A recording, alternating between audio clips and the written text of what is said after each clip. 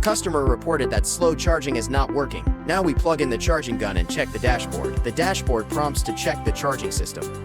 Now we use the diagnostic tool to read fault codes to check what the fault is. The fault code indicates loss of communication with DC-DC.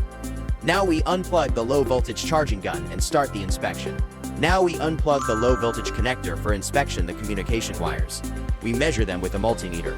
Now we check the communication wires. And the low voltage power supply communication voltage is 2.2 V, 2.7 V. Power supply voltage is 12.49 V. The ground wire is also normal. The other terminal is connected to positive pole. After inspection, the wiring is normal. We determine it is an internal fault of the DC-DC. Now we need to remove the DC-DC for inspection and repair. First, we disconnect the negative terminal of the battery. First step, remove the VCU module. Remove the surrounding accessories. Set the removed VCU module aside. Disconnect the OBC connector.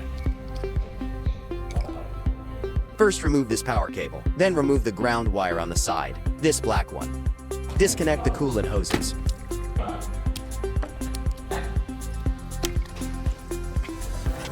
Use a 13mm socket to remove a mounting bolts of the onboard charger.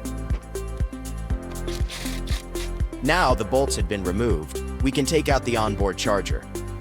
Now we open the DC-DC cover for testing. First, remove the screws on the top. Now we start measurement, testing and repair. It is confirmed as an internal fault of DC-DC. After repair, install the top cover back. You can also replace the DC-DC after confirming the problem. Install the repaired onboard charger back to the vehicle. First, install the mounting bolts. Plug in the high and low voltage connectors. Install the positive and negative cables and tighten them with a wrench. Install the negative cable. Start the charging test. We plug in the low voltage charging gun to perform the charging test. We can see the charging icon is now displayed. Now we read the fault codes again.